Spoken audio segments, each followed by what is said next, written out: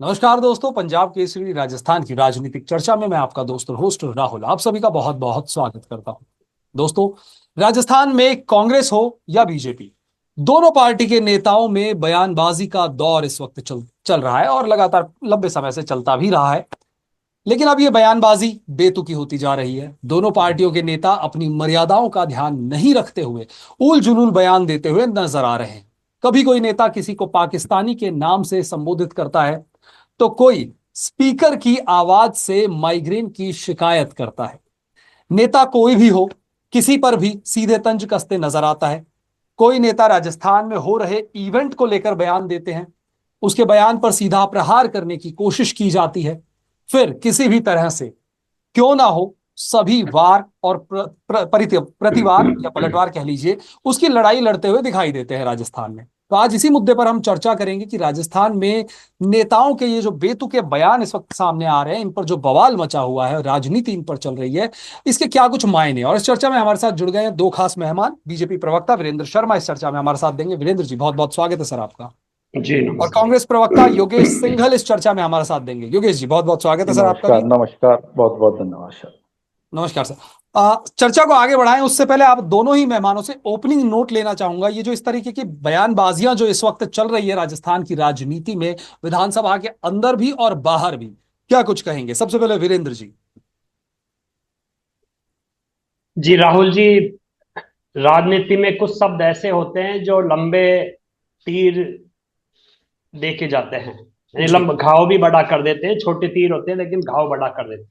जी। तो निश्चित रूप से जनता सब समझ रही है, देख भी रही है कौन कैसे क्या बोल रहा है। तो भारतीय जनता पार्टी और व्यक्तिगत रूप से मेरा तो यही मानना है कि नेताओं को, खासकर विधानसभा जैसे जगह पर, तो मर्यादित भाषा में आचरण करना चाहिए। उनका आचरण भी मर्यादित होना चाहिए और भाषा भी मर्यादित होनी चाहिए। लेकिन जो पिछला इतिहास अगर देखते हैं तो बहुत कुछ ऐसी संभावनाएं कभी नजर नहीं आती कि लोगों ने मर्यादा में रहकर कोई बात कही हो। जी। लेकिन समय है, सभी राजनीति के अनुरूप जिस प्रकार का आचरण जो सामने आ रहा है, आम जनता उसे अच्छा नहीं मान रही। तो सभी से यही निवेदन है कि वो मर्यादित भाषा में भी मर्यादा का ध्यान रखें और आचरण में भी मर्यादा का ध्यान रखें। जी। योगेश जी, क्या कहेंगे सर? Opening note. देखिए राहुल जी, किसी भी जनप्रतिनिधि का या किसी भी नेता का सार्वजनिक रूप से और जी। कोई भी अगर अमर्यादित भाषा का या असंसदीय भाषा भाषा का वो बयान देते हैं या बेतुका बयान जिसको हम कह सकते हैं देते हैं, तो मैं समझता हूँ स्वतंत्र और स्वस्थ लोकतंत्र के लिए ये ठीक नहीं है। और जिसमें खास तौर से हम बात करें, मेरे साथी कह रहे थे वीरेंद्र जी अभी, कि जिम्मेदाराना पद पे बैठे हुए हैं। विशेष जी। तौर से मैं कहना चाहूंगा, सरकार में मौजूद लोगों को अपनी आम जनता के प्रति जवाबदेही समझनी चाहिए, भाषा संयमित रखनी चाहिए, सदन का और लोकतंत्र का ख्याल रखना चाहिए, अपने अधिकारों के प्रति सजग रहना चाहिए और आपको क्या आचरण, क्या व्यवहार जनता के सामने पेश करना है, उसका ध्यान रखना चाहिए। सत्ता में बैठे लोगों की जिम्मेदारी यूं बढ़ जाती है कि आम जनता ने उनको चुना है। जी। सरकार किसी की भी रही हो, कांग्रेस की हो, बीजेपी की हो, अगर सरकार बदल के आ रही है तो जनता, इसका मतलब सीधा सा मतलब है कि जनता ने उनको अच्छा मान के चुना है और आप उनके हितों की रक्षा नहीं कर सकते। उनको जो भी उनकी मूलभूत मूलभूत अधिकार और आवश्यकता हैं, उनसे भटकाने के लिए अगर आप इस तरीके के बयानबाजी करते हैं तो ये बिल्कुल भी सही नहीं है। एक राष्ट्र के लिए सही नहीं है, एक राज्य के लिए सही नहीं है जी। और सदन और लोकतंत्र दोनों के लिए सही नहीं है। आप देखिए पिछले कुछ समय में कितनी सारी बयानबाजी सदन में हुई है। आज तो अपने जो बड़े सीनियर कृषि मंत्री हैं या थे या पता नहीं, अब उनके बारे में क्या कहें, किरोड़ी लाल मीणा जी ने जो बयान दिया है कि मैं फोन टेपिंग की स्पीड से भी ज्यादा दौड़ सकता हूं, और भी तमाम जो उन्होंने बातें की हैं, इस तरीके की, ये इतने जिम्मेदार व्यक्ति को, जिम्मेदार मंत्री को नहीं कहनी चाहिए। अवैध खनन का मामला सरकार के मंत्री और सरकार के विधायकों ने उठाया था पिछले दिनों। और बड़े अच्छी बात है कि सरकार ने तुरंत एक्शन लेते हुए इस पर कंट्रोल करने के लिए प्रयास किए अपने। लेकिन उन प्रयासों को बिल्कुल धता बताते हुए, अभी आपने देखा होगा कल परसों की बात है, सरकार के मंत्री अविनाश गहलोत जी ने सारे नियम कायदों की सरकार की धज्जियां उड़ाते हुए जिस तरीके से प्रशासन को आगाह किया और डांटा कि आप अवैध खनन के वाहनों को नहीं रोकेंगे और इनको जैसा चलता आया है वैसे चलने दें। शायद कुछ टेक्निकल इशू है। वीरेंद्र जी, जब तक योगेश जी वापस जुड़े, वापस आप तक आना चाहूंगा। तमाम आरोप जो हैं योगेश जी ने लगाए हैं बीजेपी सरकार पर कि एक पद पर जब आसीन जब नेता होता है तो उसे अपनी भाषा का ध्यान रखना चाहिए, किस तरह के शब्दों का इस्तेमाल करना चाहिए। तमाम बातें उन्होंने कही है। अविनाश गहलोत की भी उन्होंने बात कही है। साथ ही अभी हाल ही में बाल मुकुंदाचार्य जो विधायक हैं, उनका भी जो बयान आया जिस तरीके से कि अजान के लिए लाउड स्पीकर की आवाज का जो उन्होंने मुद्दा उठाया, तमाम इस तरह के बयान जो हैं इस वक्त चल रहे हैं। क्या कुछ कहेंगे वीरेंद्र जी? देखिए राहुल जी, प्रथम रूप से तो माननीय हमारे विधायक बाल मुकुंदाचार्य जी ने जो शब्द कहे, मुझे लगता नहीं उन्होंने कुछ गलत कहा हो, जी क्योंकि कहीं ना कहीं आम जनता प्रताड़ित है इन विषयों को लेकर। आप देखिए, सुबह जब आदमी उठता है तो एक फ्रेश मूड से उठता है, लेकिन उसके सामने जब एक ऐसी आवाज होती है, कर्कश आवाज होती है जो वो सुनना नहीं चाहता, वो आवाज जब मिलती है तो निश्चित रूप से उसको मेंटली प्रॉब्लम्स होती है। तो मैं नहीं समझता इसमें उन्होंने कुछ गलत कहा। एक सही शब्द उन्होंने यूज किए और एक सही विषय उन्होंने उठाया, पहला विषय। दूसरा विषय ये जो कह रहे थे माननीय योगेश जी की, सत्ता में बैठे हुए लोगों को ही मर्यादित आचरण करना चाहिए। क्यों भाई? जो विपक्ष में बैठे हुए वो मर्यादित आचरण क्यों नहीं करेंगे? और विपक्ष में बैठे हुए तो भूल जाइए राहुल जी, आप देखें इनका इतिहास। इन्हीं के मुख्यमंत्री थे माननीय अशोक गहलोत जी ने सचिन पायलट जी के लिए क्या बोला था? निकम्मा, नाकारा, किस किस प्रकार के शब्द यूज किए। मणिशंकर अय्यर जी क्या क्या प्रकार के शब्द यूज करते हैं। और तो और आप देखिए, राष्ट्रपति जी के लिए इनकी नेता सोनिया गांधी जी ने क्या कहा? Poor women. माननीय प्रधानमंत्री जी के लिए ये इतनी गालियां दे चुके हैं, कभी बोलते हैं मौत का सौदागर, कभी बोलते हैं जहरीला सांप, नीच इंसान, चौकीदार चोर, रावण, फासिस्ट, क्या क्या शब्द प्रयोग नहीं किए। और ये कहते हैं कि सिर्फ सत्ता में बैठे हुए लोग ही मर्यादित रहे। अरे भाई, मर्यादा तो सभी के लिए है, आम जन के लिए भी मर्यादा है, नेताओं के लिए भी मर्यादा। निश्चित रूप से जो सार्वजनिक जीवन में जिसने अपना जीवन न्योछावर कर दिया, उस व्यक्ति को तो ज्यादा मर्यादा में रहना चाहिए। हमारी व्यक्तिगत जिम्मेदारियां ज्यादा बढ़ जाती है। लेकिन ये सिर्फ ये शब्द कहकर दूर हो गए कि सत्ता में बैठे हुए लोगों को मर्यादा में रहना चाहिए। भाई आप भी तो मर्यादा में रहिए। इनके ही मंत्री विधानसभा में बोलते हैं, आपको शायद वो शब्द याद होंगे, महिला अपराधों के ऊपर इनके जो तत्कालीन मंत्री थे शांति धारीवाल जी ने क्या कहा था? राजस्थान मर्दों का प्रदेश। अभी प्रताप सिंह खाचरियावास जी माननीय दिया कुमारी जी के लिए किस प्रकार के शब्द यूज कर रहे थे। और इनके दिग्विजय सिंह जी इनके नेता हैं, वो किस प्रकार के शब्द यूज करते हैं। इनके आंध्र प्रदेश के मुख्यमंत्री और तेलंगाना के मुख्यमंत्रियों के बोल देख लीजिए आप किस प्रकार के हैं। तो ये अगर इस प्रकार की एक समाज में जो संदेश देना चाह रही है कांग्रेस, ये अभी तक भी समझ नहीं आ पा रहा कि ये किस मर्यादा की बात करें या किस प्रकार के आचरण की बात करें। तो मेरा तो पहला यही मानना है कि कांग्रेस के नेताओं को एक विशेष ट्रेनिंग की आवश्यकता है कि देश और समाज में किस प्रकार का आचरण उन्हें करना चाहिए। और जिस प्रकार के इनके पार्टी के प्रदेश के प्रभारी रंधावा जी ने जो कहा कि कांग्रेस अपने कार्यकर्ताओं का डीएनए टेस्ट करवाएगी, वाह।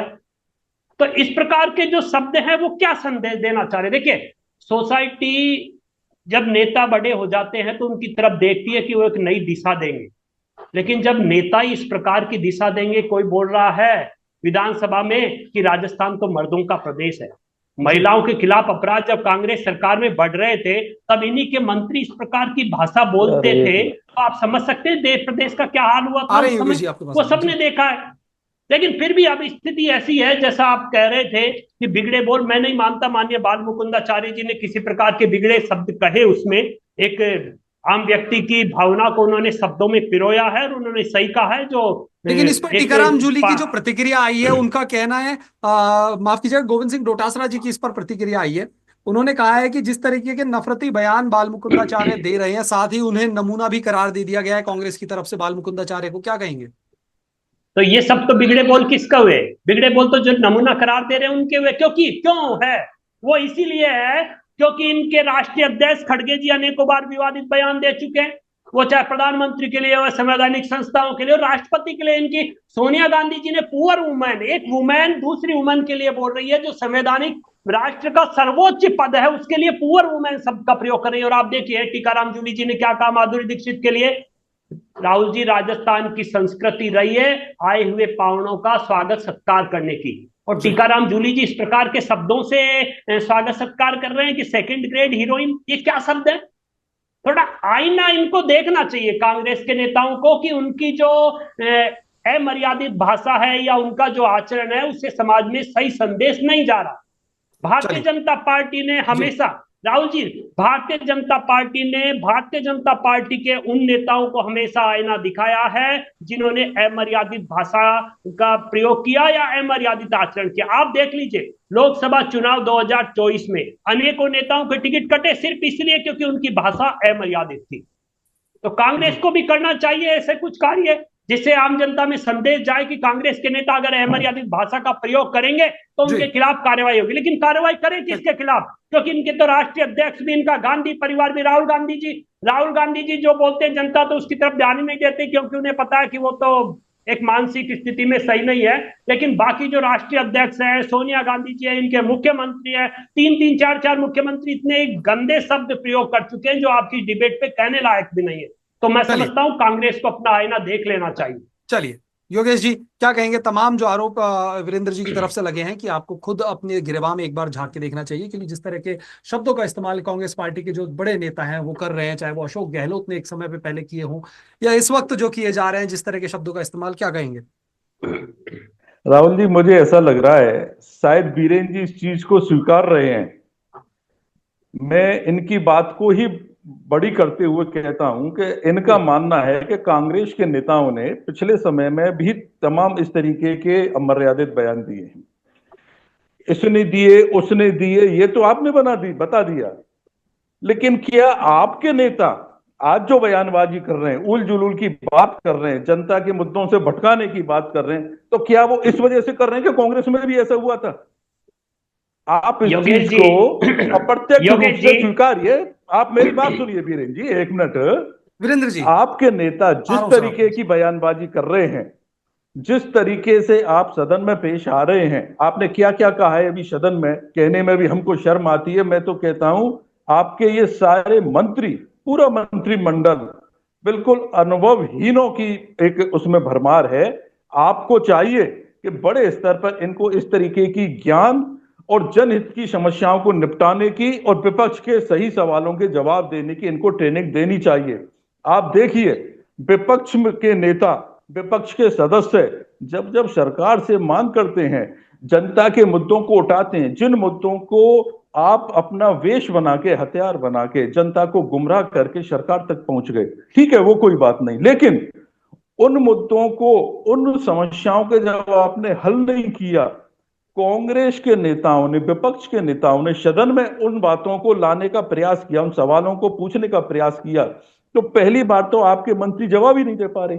दूसरी बात, जिस चीज का सवाल पूछ रहे हैं उसको भटकाने के लिए दूसरी चीज का सब जवाब दे रहे हैं, और इस तरीके की भाषा प्रयोग में ला रहे हैं जिससे आपको लगता है कि कांग्रेसी या विपक्ष सिर्फ इन बातों पे सदन के बाहर या भीतर अटकता रहे और जनहित के जो बातें ये उठाते हैं सदन में वो यहां नहीं उठाए। कारण कि उनका, आपके पास, मंत्रियों के पास, सरकार के पास जवाब ही नहीं है इन बातों का जवाब, सवालों का जवाब देने के लिए। इस वजह से आपके मंत्री, बीजेपी के मंत्री, पूरी बीजेपी सरकार अनुभवहीन सरकार है, और ये विपक्ष को सिर्फ इस वजह से, मैं समझता हूं, इस भाषा का उपयोग करती है कि जिससे विपक्ष इस भाषा को ही समझने में और निपटाने में लगा रहे, जनहित की बातों को सामने नहीं लाए।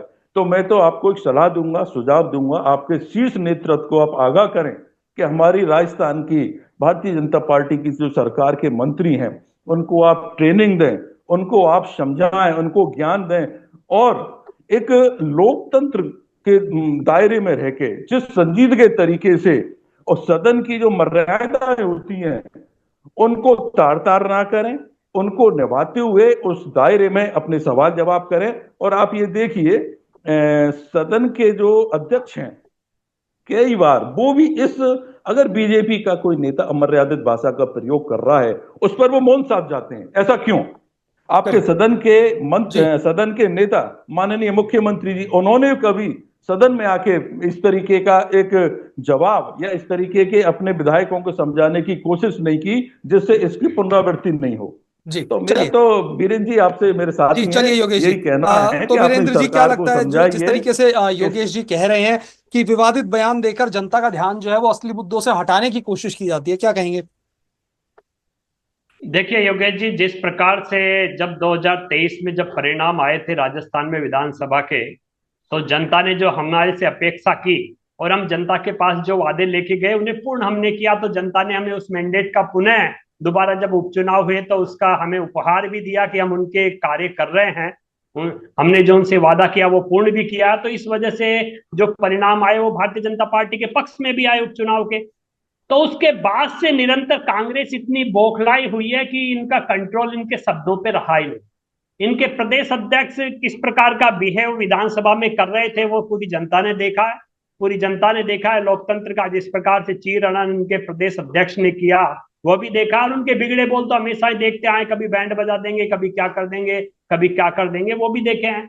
तो जिस पार्टी का आचरण अपने राष्ट्रीय अध्यक्ष से लेकर प्रदेश अध्यक्ष तक का एक जैसा ही हो तो फिर उससे उम्मीद भी ज्यादा नहीं की जा सकती। वो सिर्फ यही कहती है कि वो मुद्दों से भटकाने का कार्य कर रहे हैं। वो ये करें, भाई भारतीय जनता पार्टी मुद्दों से क्यों भटकाएगी? भारतीय जनता पार्टी तो जो वादा जनता से करके आई है उसे पूर्ण करने का कार्य कर रही है। और जी उसी के परिणाम स्वरूप जो उपचुनाव का परिणाम रहा उसमें कांग्रेस की जमानत जब्त हो गई। क्यों हो गई? क्योंकि मुद्दों से तो ये भटक रहे हैं, ये अभी तक समझ ही नहीं पा रहे कि राजस्थान और देश और प्रदेश की जनता क्या चाहती है।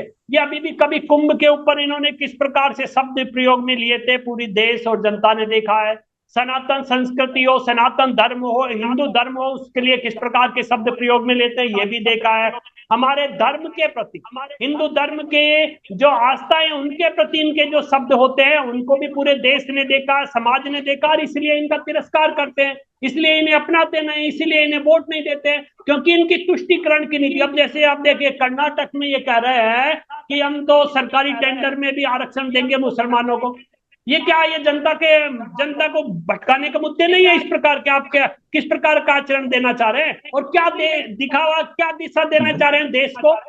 तो निश्चित रूप से कांग्रेस अभी अपनी दिशा से भी भटक चुकी है और अपनी मर्यादाओं से भी भटक चुकी है। क्यों भटक चुकी है? क्योंकि जब राष्ट्रीय नेतृत्व ही इस प्रकार का होगा जो अपने कार्यकर्ताओं को दिशा नहीं दे सकता, अपने कार्यकर्ताओं को नहीं समझ जा सकता, तो निश्चित रूप से कार्यकर्ता भी वैसा ही करेंगे। आप देखिए प्रताप सिंह खाचरियावाजी जब भी बोलते हैं तो उनके विवादित बोल किसी न किसी रूप में मीडिया में छाए रहते हैं। और मैं तो समझता हूँ कई बार जानकारी करते हैं क्योंकि वो चुनाव हार चुके हैं, मंत्री रहते हुए चुनाव हार गए। मंत्री रहते हुए की जो भूमिका है वो बाहर निकलती है कि मैं किस प्रकार मीडिया में बना रहा हूँ। चलिए। रही सही कसर डोटासरा जी और इनके टीकाराम जूली जी के बीच में आपसी जो संघर्ष है इसमें देखने को मिल जाता है। ये दिखाते हैं कि विधानसभा में मैं ही दिखना चाहूंगा, विधानसभा में मैं ही दिखो। भारतीय जनता पार्टी की सरकार के लिए सोचने से पहले माननीय योगेश जी आपको अपने संगठन के लिए कांग्रेस को मजबूत बनाने के लिए सोचना चाहिए। कांग्रेस जो 70 साल की पार्टी हो चुकी है, आखिर उसकी स्थिति इतनी दयनीय क्यों होती जा रही है? चलिए उसके चलिए वीरेंद्र जी, योगेश जी से जवाब ले लेते हैं, समय की थोड़ी कमी है। योगेश जी क्या कहेंगे? एक सवाल वीरेंद्र जी के जो सवाल है उनका भी जवाब चाहूंगा, साथ ही एक सवाल मेरा भी है। क्या नेताओं के जो इस तरीके के बेतुके के बयान जो निकलकर सामने आते हैं ये जुबान फिसलने की एक गलती की वजह से होते हैं, ये जुबान फिसल गई, या फिर इसके पीछे कोई राजनीतिक लाभ भी छिपा होता है? क्या इसके पीछे कोई राजनीतिक लाभ भी छिपा होता है, क्या कहेंगे? कोई राजनीतिक लाभ नहीं, कोई जवान फिसलना नहीं। मैं आपको पहले भी कह रहा इसी डिबेट में, फिर बोल रहा हूं, भाजपा के सारे मंत्री, राजस्थान सरकार के सारे मंत्री अनुभवहीन है। इनको ये पता नहीं कि सामने वाला मुझसे क्या सवाल कर रहा है, मुझको क्या जवाब देने हैं। और चूंकि ऊपर से भी इस तरीके का इनको एजेंडा दिया गया है तो अनुभवी थे ना, आपको, उन्होंने क्या बोला विधानसभा में मर्दों का प्रदेश। मेरी बात सुने नहीं, आप ये किस प्रकार से बोलते हैं अनुभवी? आपके मंत्री, आपके मुख्यमंत्री तो अनुभवी थे। इस नेतृत्व में एक एजेंडा दे रखा है कि इस एजेंडे के तहत आपको जवाब देने हैं। और आपके क्या पास बोला उन्होंने? पूरी वो तरह अनुभवी कोई थे। विपक्ष के ऐसे सवालों अनुभवी का तो अगर जवाब घर नहीं है। बैठ जाए तो इस ही वजह अच्छा से रहेगा। सिर्फ भटकाने के लिए आप इस तरीके से नहीं, बात कर ऐसे रहे हैं। अनुभवी आप हमें नहीं दूसरी चाहिए बात, जो किरण जी, अपने ही नेता को नाकारा तो निकम्मा हटा कहे। ऐसे अनुभवी का क्या करेंगे? अपना मुख्यमंत्री, एक मुख्यमंत्री अगर अपने नेता के लिए, उप मुख्यमंत्री के लिए इस प्रकार के शब्द प्रयोग करता है तो मैं समझता हूं ऐसे अनुभव की आवश्यकता राजस्थान को नहीं है। और जिस प्रकार के शब्द शांति धारीवाल के थे मंत्री रहते हुए, जिस प्रकार के शब्द महेश जोशी जी के थे मंत्री रहते हुए, जिस प्रकार के शब्द प्रताप सिंह खाचरियावास जी के थे मंत्री रहते हुए, तो ऐसे अनुभव की वीरेंद्र राजस्थान जी, के दादी लोकतंत्र को दादी जरूरत नहीं शब्द है। का भी इस्तेमाल हुआ जिससे विधानसभा में खूब हंगामा हुआ, उसको लेकर क्या कहेंगे? आप बताइए राहुल जी, दादी शब्द हमारे यहाँ पे सामाजिक उसमें, सामाजिक परिवेश में एक अच्छा शब्द माना जाता है। किस प्रकार से गलत है वह शब्द दादी?